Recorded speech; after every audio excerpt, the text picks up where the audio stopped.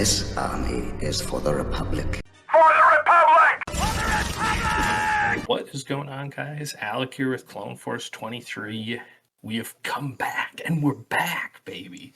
We are back from Galactics, giving you guys some content, getting back into the groove. I got my boy Alex with me, as always. Say hello to the people. Oh, we're back and we're feeling good. How we doing? We're feeling all right. I wish this was my, super fun. I did great at Galactics video, but as you can see from the title, it is that was not the case. So short, long story short, on Galactics, me and the rest of the squad ran Han2 Blue. Pretty much all three of us played the same list. We thought it was going to be the Boogeyman, the best deck. And two of our teammates who played on day one went 5-3. So they both missed their win and ends, unfortunately, to day two.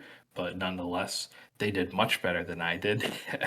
So I went into day two with my day one bye, and I went 3-5 with Han2 Blue. And he certainly was the Boogeyman in the sense that everyone knew how to play against him perfectly, but he was not the Boogeyman in the sense that the deck was so powerful that it just wins. I just got hard countered all day.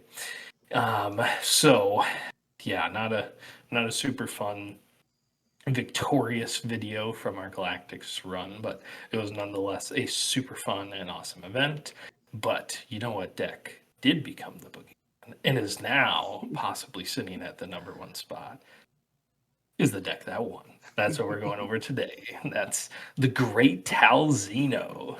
Yeah, Mother Talzin. Also known as Evil Quinlan. Evil Quinlan, Goth Mommy. We put her on S tier, on our tier list. Mm-hmm. We were the first ones. We did it. It was us. We knew. Yeah. We put her there and then stopped testing her. We just completely ignored her. Me and Alex both traded for showcases. Haven't used them. Yeah. No, it was crazy. It was awesome to watch the gameplay. Absolute shout out to the winner and the deck construction, which obviously everyone is kind of deriving from that right now, including myself. Yeah, it's a fun list for a reason. It's got a lot of cool interactions.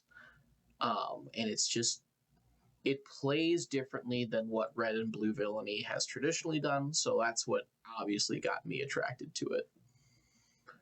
Yeah, it's definitely strong. I played 2 Talzins on day 2 and lost to both of them. I think, yeah, it's weird. I kind of feel like she went a little obviously she won, right? And shout out to Philip, or I believe he goes by Benton online, one of the swoop racers, and he definitely crafted that list perfectly to counter what was the meta of Worlds, and it was completely different, I think, from what we had kind of even thought about building in Talzin before. Obviously there was the auto includes, the force throw, the force lightning, Talzin assassin, Darth Tyrannus, the staples, but then the other part of the list is absolutely just not even close to what we had imagined it to be. Yeah, so super cool to see a leader that came out 3 weeks before Galactic Championship, actually 2, make it into the finals of that tournament, which we'll be talking about the other one in the next video. Yeah, I mean, what a standout Krennic is for this deck. I didn't even think of it, but then when you look at the cards that work well with this deck, it fits so well. It gives you an opportunity to be aggressive early against a deck that's not true. If you're not playing a true aggro deck, you have the ability to go aggressive, which can really throw off somebody's game plan. So I put this together while Sadly, I was not at Worlds, and wanted to play some locals, and I was short crate dragons, but I honestly didn't miss them, which was kind of the hot take of this. Um, there was just a lot of strong interactions that this deck has. There, like, namely, I wanted to put in a lot of people were running 2 Jedi in hidings. I put in the 3rd because they are just really, I think discard is really good when you get the opportunity to do so. I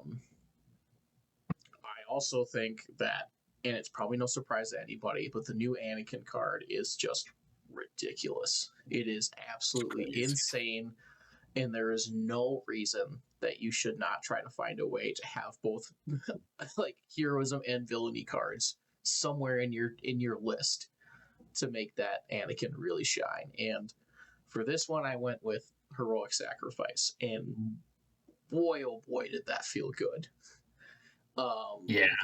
Yeah, that's like a super cool hero card to have on the list. Mm-hmm. An early out to somebody for a unit with an early out for somebody that may have gotten a little too big on you is if you have Karis and Heroic Sac, you are for 3, you're pumping the Karis to hit for 4, using the 4, so you can take out 6 HP with that, and then you've turned on your Anakin later on, which feels really good. It kind of plays into some of like what Talzin does with a lot of the debuffing, which is just insane how much -1/-1 just changes how a turn interaction goes. Like, you have that 1 less HP, that 1 less attack. Everyone's just pulling out a calculator to figure out if they've got lethal still, or if you now have lethal. So it really can shake up your opponents, which I like. Other standouts was the Sun. It felt like the way to keep pressure on a game, and for something that is 6/8 and most likely punching for 8, okay. Or you've got or you've got 2 to 3 units out, or your leader's still out, which is more than possible on 7. You're just attacking for so much, and you're hitting that game, and then the Devastator's coming down. Just, you know, only space unit, so they, you get to 8 resources, and surely we're not going to go in space anymore, and there we are. So great way to kind of like, it's lopsided. You still don't miss like having other space units with how much other interaction that you can have to remove stuff in space between Talzin's Assassin, Force Throw, Force Lightning, Power. All of that, is going to take care of any type of space aggression from what I've seen. So I did play this a couple of times at some locals, and it felt good. But I think another problem right now is that everyone's running into this deck right now. Everyone's trying this deck out, so it's a lot of mirror matches, a lot of that. So that's kind of not my style. But I will give a shout out to the mono blue Kiado Mundi. That felt really good in this deck. That, like, putting the pressure on your opponent's playing catch up. You drop this, and then they go, oh crap, and then you kind of get to refill your hand the way that like the Han 2 blue can, or how the heroic Kiadi Mundi does for you. So it does have a lot of benefits. It fits well into that. Sometimes it can feel really clunky, but it did not in this deck. Yeah, the curve on this deck, once you hit 4 resources, is so insane. Like, the cards that can be laid after 4 resources are just all like bombs. Just can completely change the state and the way that the game is going. And then, like, if you don't have those big bombs, you have like the other good cards. You got lightnings and throws and Power of the Dark Side, and that's what I think looks like very alluring to me right now, is there isn't a ton of aggro in the meta at the moment, and maybe that's something we see is now the rise of aggro again, to combat all this mid range. But if there is just so much mid range, having your weakest turns of the deck be the first 2 turns, you're sure, yep, that's good with me. Then I can start dropping bombs after that. I'm good. Yeah, absolutely. It can feel a little shaky sometimes. That's why I do like Acolyte as an opening play, especially for folks that might try to keep you off of the Force. That when defeated feels really good. Yeah, I like that. I liked. This is kind of just like what I felt was the change from the beginning of set 5 to now. Is it was kind of like auto include all the Force units. Like no one was on Acolyte at the beginning. They're just like Shielded Sage, Karis, Night Sister Warrior, and then like nothing else. But it's like okay. Now that right before Worlds, people are kind of realizing, okay, you need your offensive Force units for when you're on the play, so you can get the initiative, but you also need something to give you the Force. Probably being the most important aspect of this deck. It's a Force deck, right? Which it probably is the most important aspect of any of the Force decks, but Talzin specifically thrives off of it and just pushes that, level of game swing and control of the board when she does have the Force. So yeah, Acolyte's super nice addition for the 1-drop slot to be like, yeah, kill it or don't kill it. I'm gonna end up with the Force. So Yeah. tough luck. Yeah, and I gotta say, Hot Shot for 3 was great. We're finding out that Hot Shot for 5 is also great. No one cares if people will pay as much as they need to Hot Shot out for a win. I have a feeling there's going to be a lot of decks that have Hot Shot for 5 and at least 2 right now after this performance. Yeah, I put 2, 2, and 2 for the pumps on this one, which felt fine. The Fallen Lightsabers, great when they stick. They usually don't, in my experience, unless if you're getting it on a Talzin. But that's it depends on your matchup. If you've got somebody that's gonna force throw something at your leader, then these are coming out because they did not feel super great otherwise. But I've also played against a Talzin that has like 2 of these on in a Hot Shot blaster, and I'm like, okay, cool. Yep, it happens. Yeah. But other looking at the sideboard I put together here, Confiscates kind of just made sense. Cham made sense. Kind of just leaned into the whole like space little aggression at the end with the extra Devastator and bombardments to just kind of like, if it's we're kind of blow for blow on the ground, which a lot of the mid-range kind of can end up doing, kind of just shifting into space as the closer. Folks might not be ready to deal with that. And then the 2 bombing runs for just the space aggression, which is like, what if aggression is out there right now? They are trying to go in space. So yeah, kind of just 5 to just kind of delete their strategy and then move on feels great. Yeah, probably like one of the most sideboarded cards in the game at the moment. Mm-hmm. Absolutely. Probably like top 3 cards. Good. Yeah. Cards that were underperforming for me, I think, were the Purge Trooper. It was fine. Sometimes I just laid it out as a 4/2, but I didn't hit the 2 damage for a Force unit as much as I thought I would. Maybe because I didn't draw it. Maybe like the timing just didn't hit. But it wasn't the.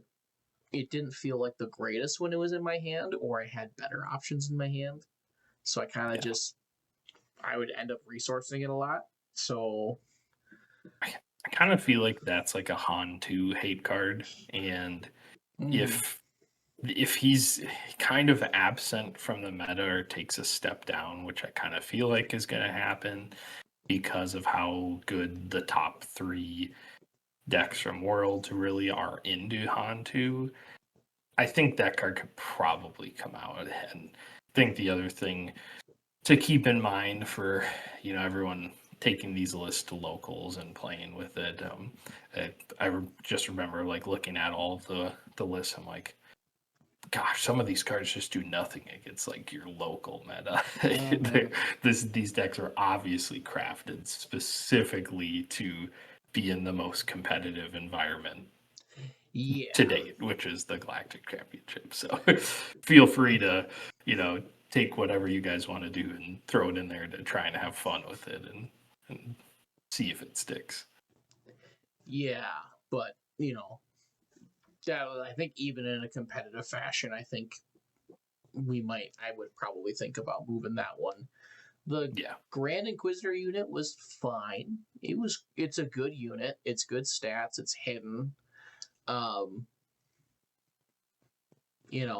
I can see it having value to be able to just like run off of just to make a force throw happen or make a force lightning happen if you're behind. But again, if in my opinion, if you're behind like that and you're making that many moves, you're probably not going to make it out okay.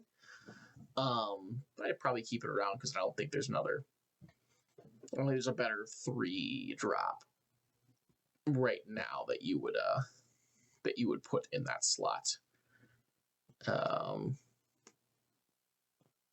Swinging for 4 too also is like a little relevant. Like he kills the Yaddles, he kills the Adigalias. Sure, it can certainly clean up in that fashion. He's like a niche. He's like oh, this works in this instance kind of thing. Like it just comes up.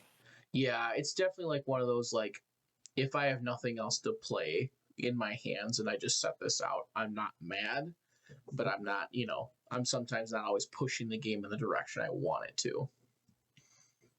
So, but yeah, I'd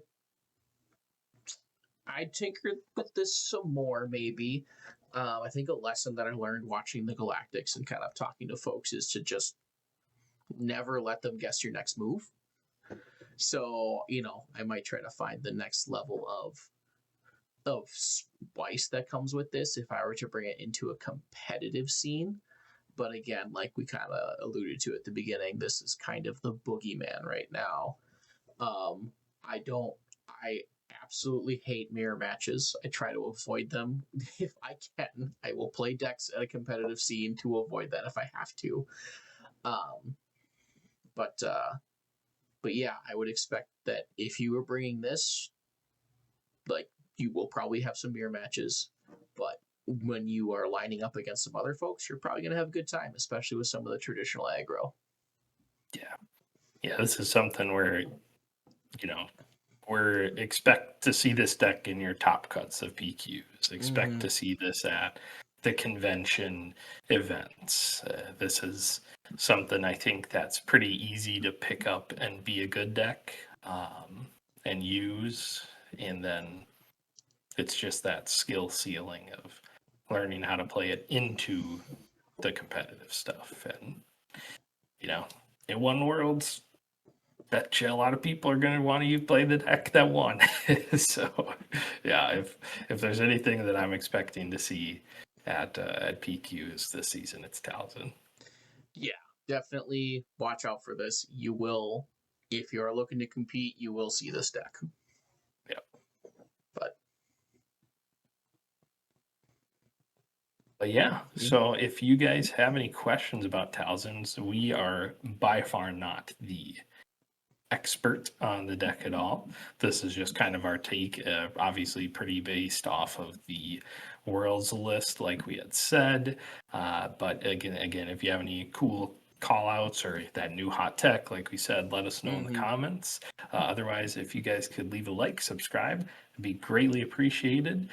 Going to be dropping all kinds of deck techs starting for set 5 here. We are just about to turn the corner into PQ season for us. Not this weekend, but next weekend is the start of our PQ season, officially season 1. So welcome everyone. If you see us at any of them, say hi, give us a shout out, let us know. Otherwise, Team Clone Force 3, peace out. Peace out. Grand Army of the Republic when deployed. Galactic warfare you cannot avoid. Go ahead, be a battle droid. Face off against my clone troopers and get destroyed. Space tech, spaceports, TCG, card sports, of course, till my voice goes hoarse. Welcome, decking with the strategy, the energy. It's Clone Force 23.